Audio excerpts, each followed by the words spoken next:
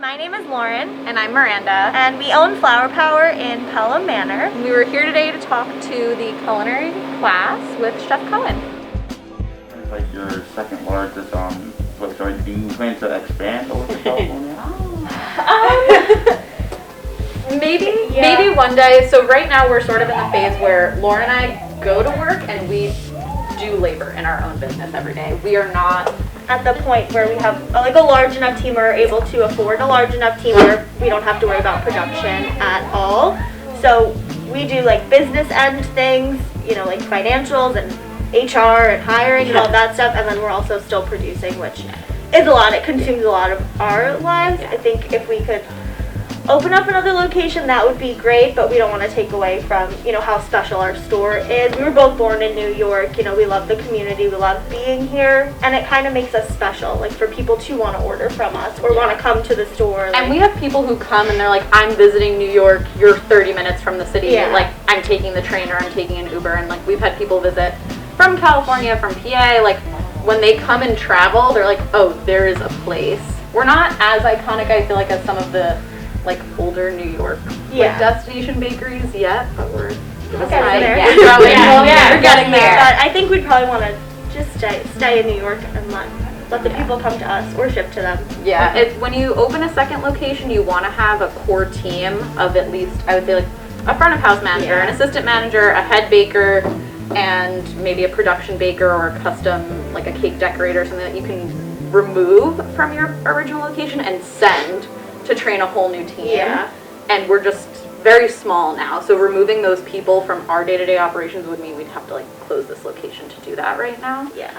Maybe in the future if something changes or another New York location. I'd love to open up one like where I'm from, like where all my family still is, because they are great and they all still travel to come to the bakery, but it would be great to get one like in the city, in Brooklyn.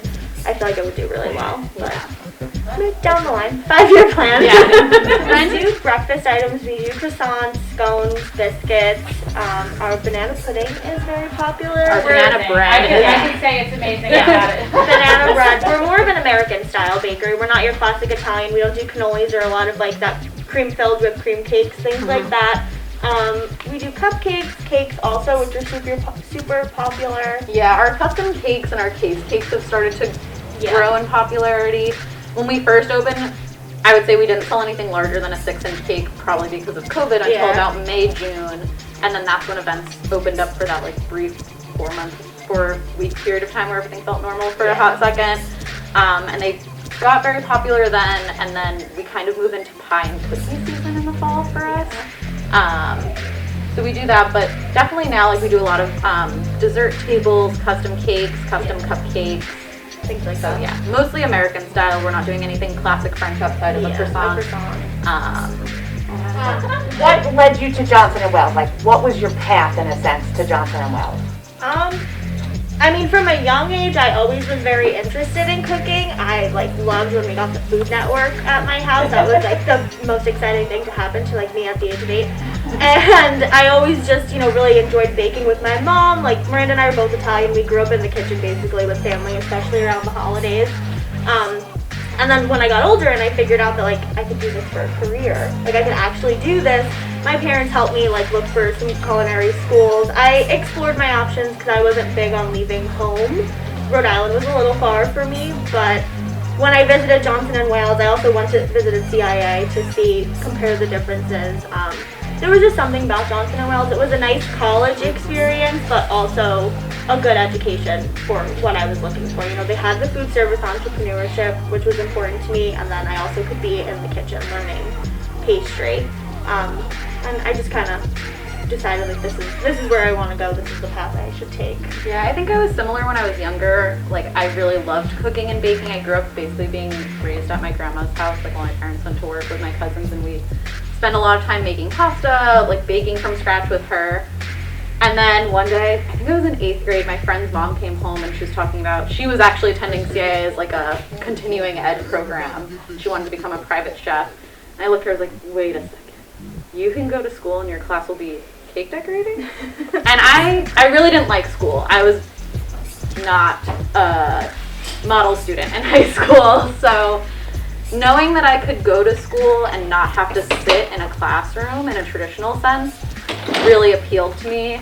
I also visited CIA. I also applied to Cornell has a business school program, which I did get accepted to. And I did not want to go sit in a classroom at Cornell for 4 years. I just didn't. It was not for me. I didn't like how military feeling CIA was. It felt very not friendly and very strict and regimented. If I wanted to go work in a kitchen where I like placed things with tweezers, CIA is perfect for you. If you want to make like perfectly spherical chocolates plated desserts and things. Yeah, a lot of edible flowers. Yeah, this is such like mirroring my own experience. Yeah, like that's perfect, and there's nothing wrong with that. I just knew that that was not what I wanted. Yeah. And I love that at Johnson & Wales, I think CIA you can get a regular college degree now. Now, but it wasn't like that, especially when I went. Yeah. It was a 2-year, like I just want to have a general bachelor's degree that I can use to apply to like any standard entry-level job. Yeah.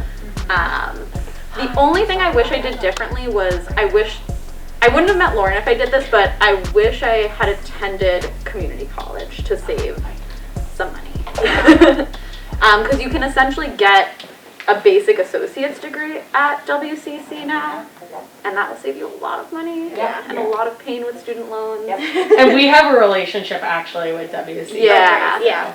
And even the BOCES program, I think now, are they still teaching like the whole freshman year of Johnson & Wales at BOCES for pastry?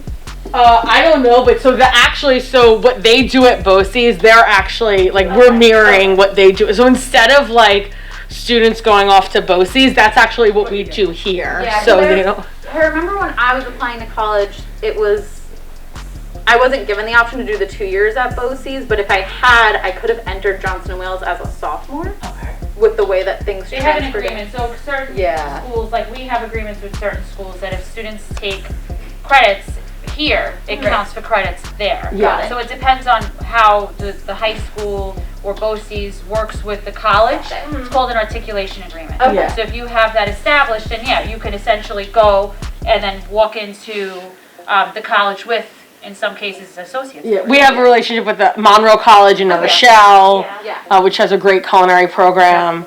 And WCC. I know there's WCC, a lot more culinary programs sprinkled through more traditional colleges now. I felt like really my only options were CIA and Johnson & Wales when we were applying. They were the only two I ever looked at. Same on me? Yeah, the three booming industries really are IT, healthcare, and hospitality. Yeah. Those are the three that, over time have just ballooned. Yeah. And hospitality in any sense of running a business, working in a kitchen, working as a line cook, whatever, or even just be behind like a front desk at a hotel. Even that is, it's just that whole genre, that whole area is blowing up. Yeah, and I feel like Johnson & Wales did a really good job of laying out all of those options to us. So our specific degree was baking and pastry associates, and then our bachelor's is food service entrepreneurship, which I don't know if that still exists. I don't know what the degrees are called now. They come out with like new degrees every single year there.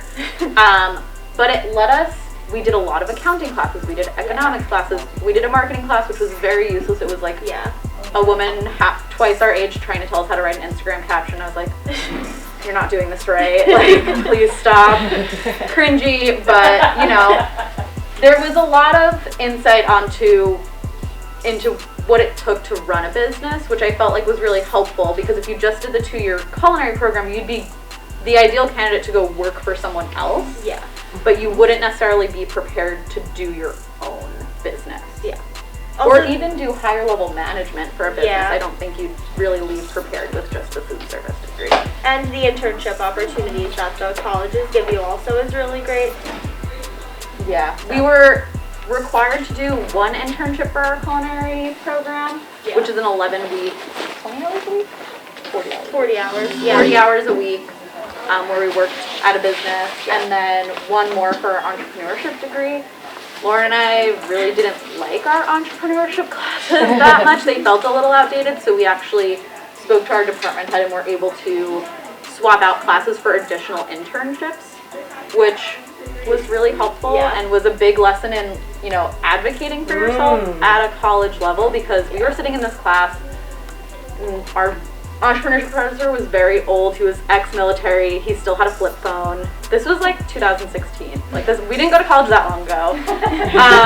And we were like, there's no way that a man with a flip phone is going to tell us how to run a business. Like it's just, it doesn't make sense. So we talked to the department head and really worked it out. So we swapped out 2 of his classes for internship. Yeah. So that's like what I do. So that's my role is I place students in internships. And that's what's so great about career and technical education is the fact that that's built into the program, right? So it makes the students have more of an informed decision on if this is the right career for them, if this is something that they want to pursue. So we are huge on internships. And I think a lot of students nowadays are visual learners as opposed to sitting, like you said, behind a desk.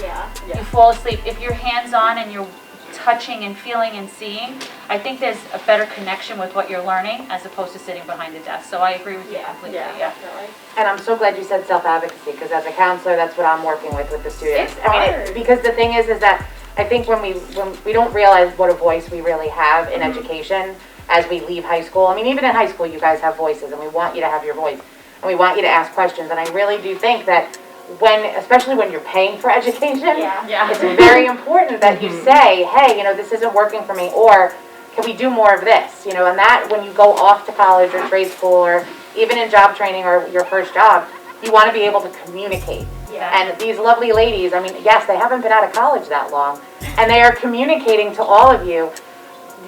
They went to school for something that really was supposed to not really be public speaking, but look how wonderful they're talking to you all. This is what we say. That's why we say being a well-rounded student. That's my point. Being a well-rounded student. You'll have your craft, you'll have your career, but it's always great to kind of like explore different things, and I think that's really what's coming through in all of what you're saying. I mean, it's amazing. I definitely think, we left high school with a bunch of adults being like, it's going to be different. You're going to be paying for it, and you better care because we're paying a lot for this. And I didn't take it that seriously until I got there, and then I was like, ooh, this one credit is a lot of money.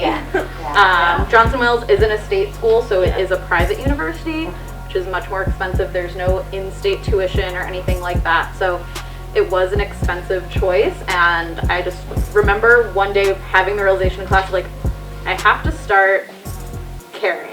Like, I have to start caring because this is, if I don't, I'm gonna miss out on something valuable that like will make me a worse boss, and that will make me a worse manager or something like that. So being at school for something you enjoy makes a big difference. It was a lot easier to write a 5-page paper on like the creation of the chocolate chip cookie than it ever was to write anything about like U.S. history or something.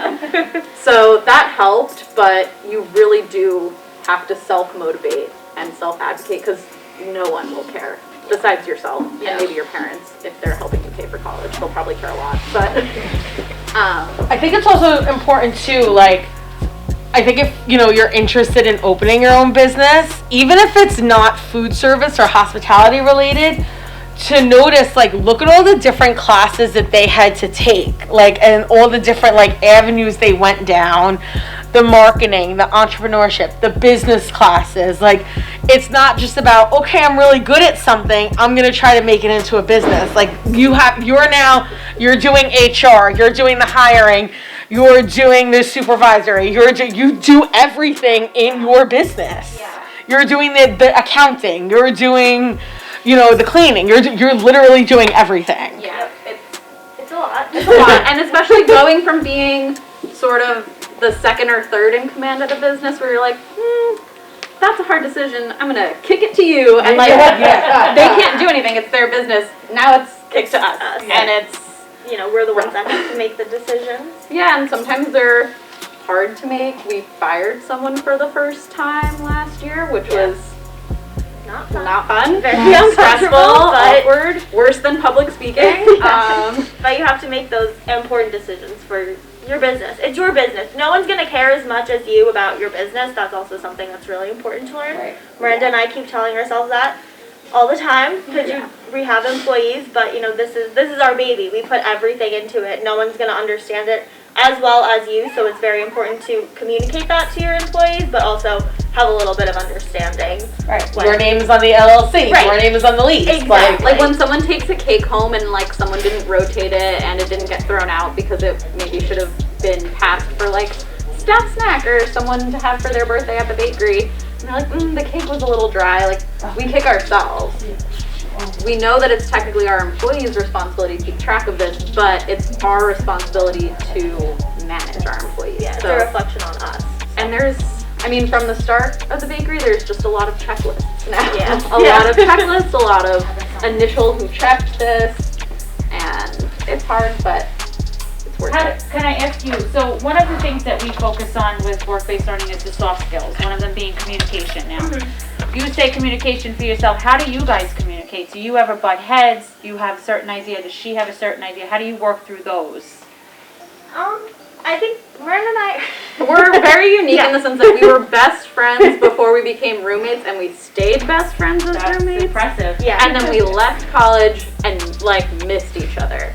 And then we came and started working together, and we still will go to brunch together and be like, we are not talking about anything at the bakery.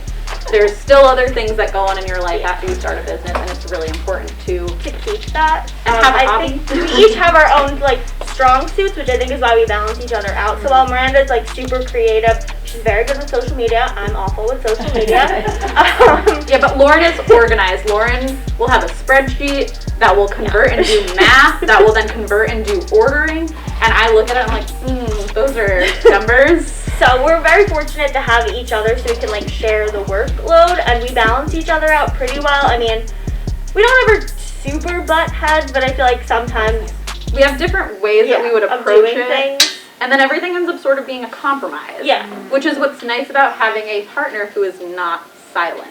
Because not everything falls on you to decide. And you have a system of checks and balances. Someone would be like, it's gonna be an expensive idea. Or maybe that's not necessary now, but I think in 6 months that's feasible. And to kind of, you can get carried away with ideas. You can get nervous and not want to push out of your shell, which then hinders growth. So I think having someone who likes to do the things that you are not good at is a really valuable thing to have in a business partner. Yeah. You can take on a silent partner when you open a business, but I think we have a question right over here. Yeah. You guys said you shift industries. Do you guys plan on like hiring like a delivery person? Right now we have our employees that like work for us. They'll do local deliveries for us. We're not on like Grubhub or Uber Eats or anything like that right now, just because we've explored it. It's they not take really, a really large percentage of your sale, and with baking, your profit margin is already pretty significantly low just because the cost of dairy and everything is so crazy. Yeah. So we use UPS for now, and usually whoever's on staff or working that day will sometimes get slotted to make a delivery. Yeah. We don't have a crazy delivery radius right now. It's usually within Westchester. Yeah. For wedding cakes and catering orders, it It's a little expands, different, but that's when you can charge $600 to deliver something in the morning. I will make sure it gets there. That's like white glove delivery service, a little different. So we're not quite at that level yet. Any other questions? None at all? Okay. So thank you so much. I'm gonna do a tour. They're about to leave. Their period is about to end, and then we'll show you the kitchen and all that. Can we give everybody a round of applause? Thank you.